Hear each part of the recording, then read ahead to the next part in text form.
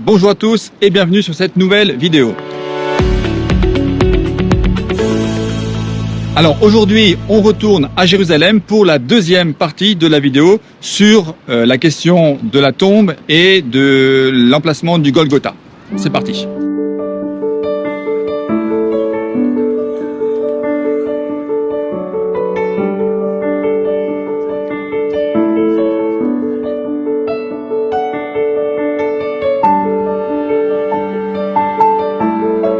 Alors voilà, maintenant on arrive au Garden Tomb.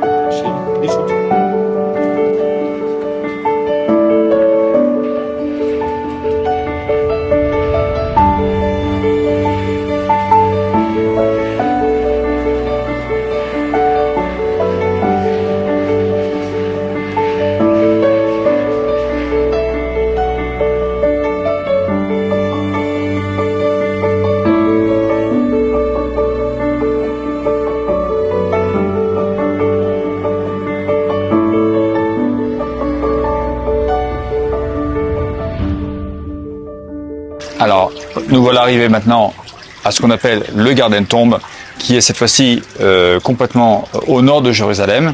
Et là, d'entrée de jeu, si on peut dire, par rapport à la localisation, la problématique avec la muraille et la deuxième muraille ne se pose absolument pas, puisque là, ici, on est assez largement en dehors des murailles. Donc, déjà, sur ce plan, le site répond à cette première nécessité. Alors maintenant ici, qu'est-ce qu'on trouve? On va trouver d'une part une tombe et de l'autre part, pas très loin d'ici, une falaise qui ressemble également à à un crâne. On va le voir dans un instant.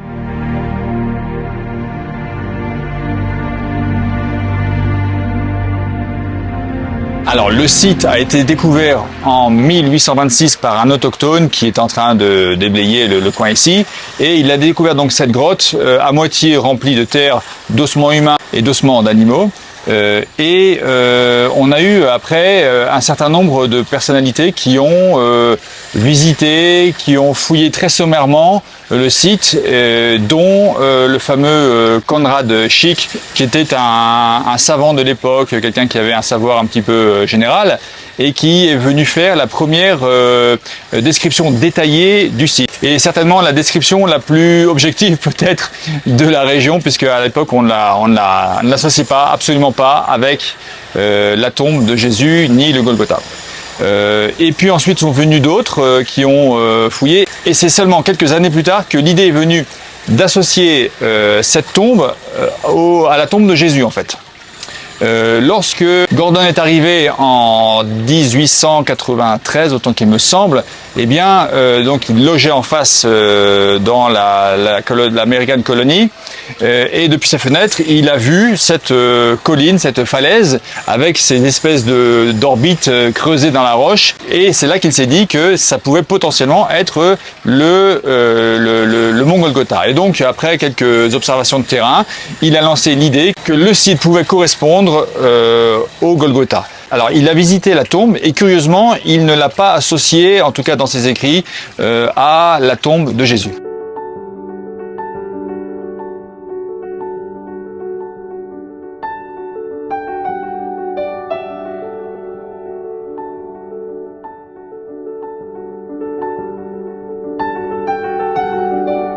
Alors, au-delà de ça, il faut aussi expliquer un petit peu le contexte historique et psychologique en quelque sorte des découvreurs. C'est-à-dire que pendant toute l'histoire chrétienne, ce sont les chrétiens historiques, orthodoxes, catholiques, syriaques, etc., qui ont disposé du sanctuaire là-bas. Et lorsque les protestants sont arrivés, ils ont trouvé ce lieu très lugubre, très décalé par rapport à ce qu'ils attendaient, un jardin, une tombe, etc.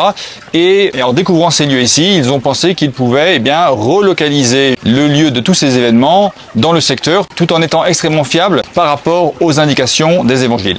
Ce qui fait qu'aujourd'hui, une grande partie du monde chrétien, protestant et évangélique a reconnu dans ce site le lieu historique de la Passion de Jésus. Alors, pour être exact, les responsables du site ne sont pas affirmatifs. Ils disent que ça peut être le site, peut-être, peut-être pas. Ils évoquent d'ailleurs plusieurs expertises, mais tout en rappelant que finalement, ça n'est pas de savoir exactement où se situe le lieu qui est important. Ici, tout est mis sur le souvenir de l'événement, plutôt que sur la vénération d'un site, un petit peu comme ça se fait là-bas au Garden Temple.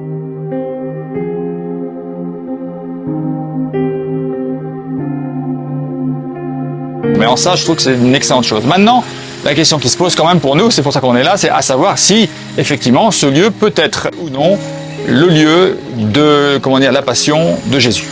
Alors maintenant, justement, on va voir tout ça en détail.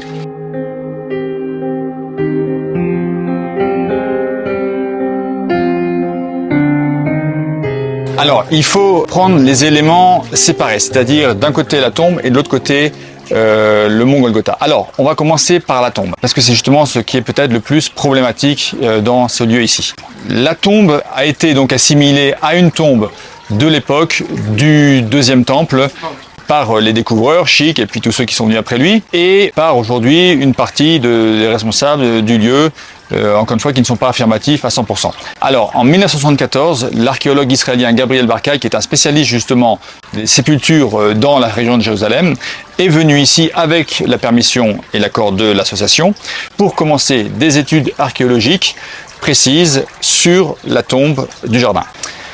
Il a donc publié les résultats de son enquête dans la Biblical Archaeology Researches, donc un organe de publication archéologique ici, très spécialisé, dans lequel il déclare de manière extrêmement claire que cette tombe ne date pas de l'époque du deuxième temple, donc de l'époque de Jésus, mais de l'époque du premier temple, à savoir le 8e, 7e siècle avant Jésus-Christ, c'est-à-dire grosso modo entre la période d'Ésaïe et celle de Jérémie. Donc effectivement, cette tombe, selon lui, ne peut pas être une tombe neuve dans laquelle personne n'avait été enterré à l'époque de Jésus.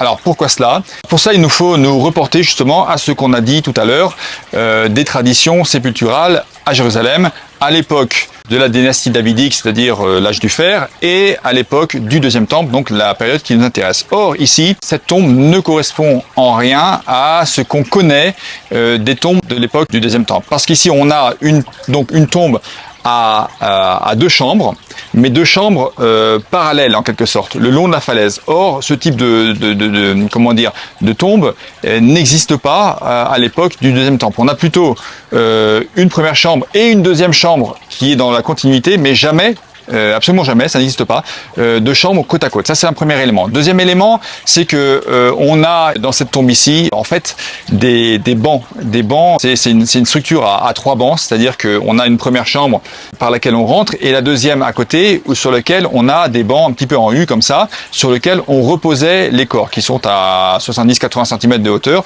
et sur lesquels on déposait les corps, jusqu'à ce que, il y ait une décomposition. À ce moment-là, on récupérait les os, on mettait dans l'ossuaire qu'on posait à côté dans la première chambre. Bon, donc ici on n'a absolument pas ni de kochim comme on a vu, ni d'arcosolia, ni de structure de peigne à trois dents dans la roche. Donc absolument rien qui puisse rapporter à l'époque de Jésus.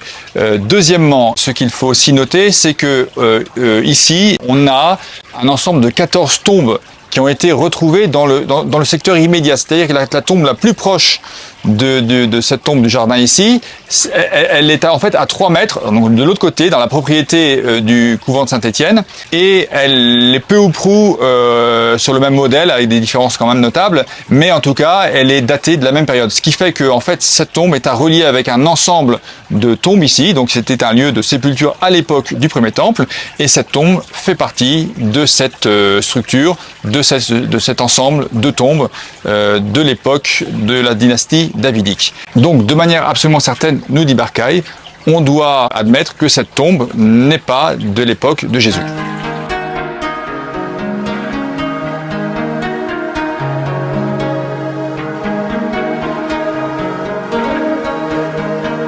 Alors, fait extrêmement intéressant, c'est qu'en 86, Jeffrey Chadwick, justement dont on parlait tout à l'heure, a publié en réponse à l'article de Barkay un autre article dans lequel il prenait la défense du site en prétendant, lui, que Barkay n'avait pas pris en compte tous les éléments du problème et que la tombe était bel et bien une tombe de l'époque du deuxième temple. Or, Dans les années 93-94, Chadwick a commencé cette fois-ci des études propres, ici toujours avec l'autorisation de la permission de l'association. Et pendant 10 ans, donc, il a repris le problème et il est parvenu à la conclusion que Barcaille avait raison. Donc il s'est rangé après 10 années de recherche à la conclusion de Barcaille en ce qui concerne donc la tombe du jardin. Alors ça c'est un premier point. Alors voilà ici la fameuse tombe du jardin. Et bon, en même temps on a des travaux, donc c'est un petit peu défiguré par les travaux, mais on est là surtout pour essayer d'avoir un avis historique et archéologique, donc on va faire fi des travaux. Alors, que dire ici? D'abord que on a ici une tombe, comme je le disais, de type premier temple. On voit donc la porte, une porte assez grande. Il faut savoir que la porte, à l'origine, était beaucoup plus petite. Elle faisait à peu près 1 mètre de hauteur, ou à 1,20 m à peu près. Alors, dans l'imagerie populaire, on a représenté la tombe de Jésus comme une tombe avec une pierre roulante. Or, le terme en hébreu et en grec d'ailleurs n'est pas forcément une pierre ronde. Elle peut aussi désigner une pierre carrée. Or, sur les 1200 tombes de l'époque du deuxième temple qu'on a ici, seulement 4 sont à pierre roulante. Donc c'est extrêmement rare. On a extrêmement peu de modèles de pierre roulante. Or, en hébreu, les galgel, c'est pas seulement ça veut dire je crois que c'est l'évangile de Luc qui mentionne, ou Jean, je sais plus, qui mentionne justement qu'on avait roulé la pierre, mais le terme hébraïque, et d'ailleurs comme en grec, ne mentionne pas forcément le fait de rouler quelque chose. Ça peut aussi vouloir dire déplacer, soulever, bouger de là. Donc en fait, on avait la plupart des tombes avaient une espèce de pierre carrée qui venait comme un bouchon qu'on insérait dans l'entrée et qu'il fallait retirer. Et c'est statistiquement beaucoup plus probable que la tombe de Jésus ait eu une pierre carrée qu'une pierre ronde. Ça, c'est un premier élément. Deuxième élément, c'est que on a ici, au pied de la tombe elle-même, une rigole, un espèce de rail qu'on fait passer pour être un rail dans lequel on pouvait justement rouler une pierre. Or, c'est aussi un élément qui est complètement exclu. On va essayer de s'approcher. Parce que, en fait, la rigole n'est pas du tout adaptée à ce genre de fait-là. Tout simplement parce que d'abord, vous voyez, comme elle est toute petite, si on avait une pierre qui était aussi haute, même 1,20 m, eh bien, elle risquerait de tomber. Donc, dans les modèles, les 4 modèles qu'on a à Jérusalem de pierre à rouler, on a un rail qui est presque aussi haut que la pierre, pour éviter évidemment qu'elle ne tombe dessus. Et en plus, ici, on a un angle qui est en biseau, qui n'est pas du tout adapté à faire rouler une pierre. Alors ça, ce rail-là n'est pas un rail, c'est simplement à l'époque des croisés qu'on a transformé ce lieu en une écurie pour les ânes. Et ce rail est en fait un bassin d'eau qui a été creusé simplement pour pouvoir donner de l'eau aux animaux. Donc ici, on avait au-dessus des éléments d'une charpente. Alors non pas comme on le prétend aussi pour accueillir un bâtiment proto-chrétien qui aurait justement rappeler la mémoire de ce lieu, mais tout simplement parce qu'il y avait une charpente pour le toit pour les ânes.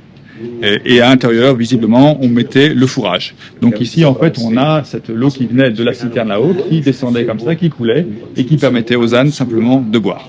Ça, c'est une.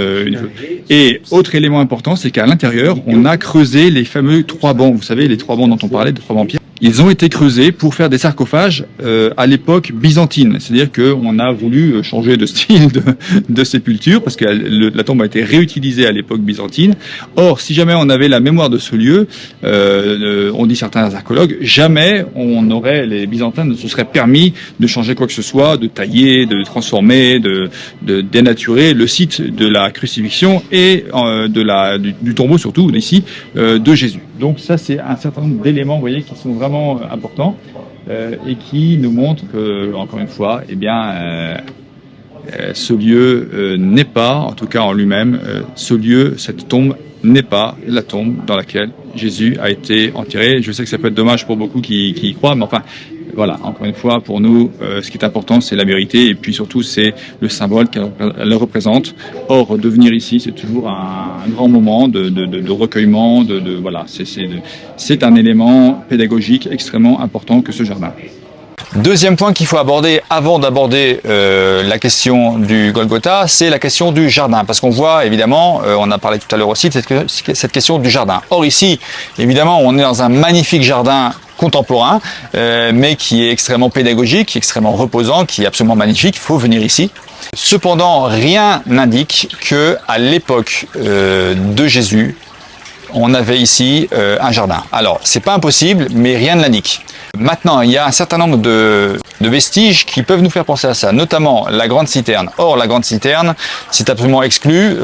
Elle appartient à l'époque des croisés. Ce sont les croisés qui l'ont creusé. Donc, voilà pour cette citerne. Le pressoir à raisin, ça, c'est très difficile. Il est très difficile à dater en fait. Toujours est-il que, encore une fois, dans les termes, il n'est pas question d'un vignoble, parce qu'on aurait sinon le mot vignoble qui apparaîtrait. On a la mention d'un jardin, et un jardin qui est plus une plantation. D'ailleurs, le terme jardinier correspond à quelqu'un qui cultive un verger en fait. Si on avait eu un vigneron, on aurait eu le terme de laboureur. Donc voilà, ça c'est des aspects précis. Donc voilà, pour ça on n'a pas trop d'idées. Tout le système d'irrigation, eh bien ce système-là, il ne donne aucune indication puisque il est de l'époque des croisés.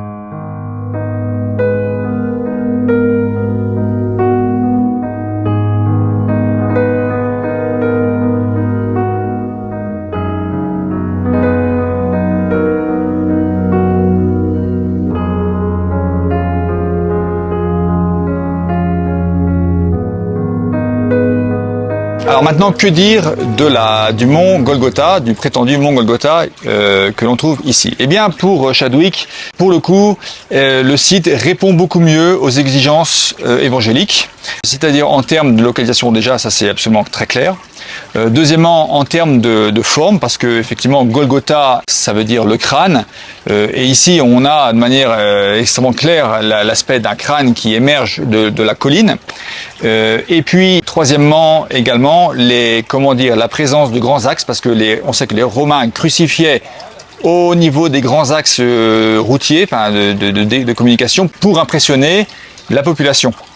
Le but étant d'empêcher, pensait-on, les révoltes en dissuadant les gens de cette manière-là. Donc on avait ici une route qui partait sur Jéricho et l'autre route qui part sur Naplouse et qui était justement un croisement extrêmement important. Ça c'est une chose. Et puis autre élément important que ne note pas forcément non plus Chadwick, mais qu'on peut faire quand même, c'est qu'il y a des traditions d'ailleurs chrétiennes qui remontent extrêmement loin dans l'histoire et qui prétendent que Jésus a dû être crucifié pour être conforme à la logique de la symbolique biblique, eh bien, sur le mont du Temple.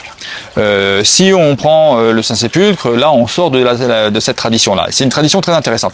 Or ici, quand on observe la morphologie, la géomorphologie, eh bien, on se rend compte que finalement, le mont du Temple, qui est tout en longueur, au nord, eh bien, est coupé au-delà de la muraille, juste après la muraille, par finalement une falaise, comme si on avait tranché dans la colline, et finalement on a la muraille qui passe juste au-dessus, la route actuelle et ancienne qui passe dans la vallée, et puis à 200 mètres plus loin, on a cette prominence qui reprend, une nouvelle falaise, et finalement le prolongement de cette même colline qui reprend, et c'est ce qui forme le fameux Golgotha de Gordon. Donc ici, effectivement, c'est aussi un lieu qui répond à cette exigence, si elle en était vraiment une en tout cas, de cette tradition qui veut que Jésus ait été crucifié sur le mont Moria. Mais ici, c'est le cas. Alors là, voilà, on est en face de ce que Gordon a identifié comme étant le Golgotha. Alors, de ce point de vue ici, on a peut-être un peu plus de mal à voir les orbites oculaires, etc. Mais sur les photos que je présente maintenant, eh bien, c'est beaucoup plus clair. Et certainement encore plus du temps de Gordon. Il y a pu y avoir une petite érosion, très légère d'ailleurs, parce que c'est un substrat très dur qui est là. Donc voilà, là-haut on a la présence d'un cimetière musulman, alors ça depuis très très longtemps. Hein. Alors, il y a une chose à prendre en compte, si on est d'accord encore une fois avec Chadwick, c'est que la crucifixion n'aurait pas eu lieu sur le sommet de la colline, mais plutôt en bas. Alors pour quelle raison? Tout simplement parce que, comme je l'ai dit, entre la muraille là-bas qui est sur la colline, qui est derrière moi, et le Golgotha, donc l'escarpement du Golgotha qui est derrière nous, eh bien passe la vallée ici, dans lequel passait et passe encore aujourd'hui, on peut l'entendre, eh bien la route de l'époque. Et donc, comme on l'a dit, la crucifixion était faite pour impressionner les gens aussi, et on peut évidemment penser que les crucifiés auraient été installés en bas ici. Alors il faut imaginer l'aspect extrêmement impressionnant de ce spectacle avec les croix en contrebas et cette colline en forme de crâne en arrière-plan. Ça devait être absolument macabre et extrêmement impressionnant, et c'était le but. Le but était justement que les crucifixions puissent impressionner les habitants, les gens de la région, pour les dissuader de se rebeller contre l'autorité romaine. Alors voilà, maintenant il est l'heure de passer à la conclusion. Peut-on précisément localiser le lieu de la crucifixion et la tombe de Jésus? Eh bien, comme vous l'aurez compris, comme j'ai essayé de le faire comprendre, pour moi en tout cas, eh bien, c'est compliqué, c'est très compliqué.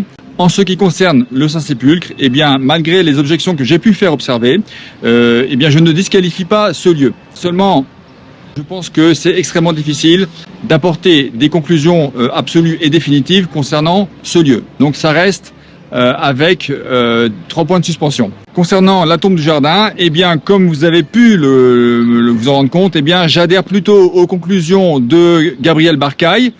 Donc je pense que cette tombe n'est pas de l'époque du deuxième temple, donc n'est pas de l'époque de Jésus. Maintenant, pour ce qui concerne le Golgotha de Gordon, pour moi, il reste un candidat potentiel et important. Seulement, je pense quand même que les éléments en sa faveur restent quand même extrêmement maigres pour pouvoir encore une fois affirmer de manière définitive que c'est bel et bien le mont Golgotha. Alors évidemment, tout ça, ce sont mes conclusions en fonction des recherches actuelles. Évidemment, je m'attends à recevoir des objections, mais évidemment, je vais les recevoir avec grand plaisir parce que je pense que c'est important de pouvoir justement débattre sur ces sujets-là. Encore une fois, c'est ma conclusion personnelle et je comprends parfaitement qu'on ne soit pas d'accord avec ce point de vue-là. Alors avant de terminer, je voudrais remercier tous les donateurs qui permettent à cette chaîne d'exister, parce que vous n'ignorez pas qu'une telle chaîne engendre un certain nombre de coûts et que les dons permettent de couvrir seulement une partie de ces coûts. Et donc, si vous avez à cœur d'aider cette chaîne, vous pouvez le faire soit par le biais de l'application Tipeee ou bien par PayPal ou d'autres moyens, comme certains le font déjà. Sur ce, je vous dis au revoir et à bientôt pour une prochaine vidéo.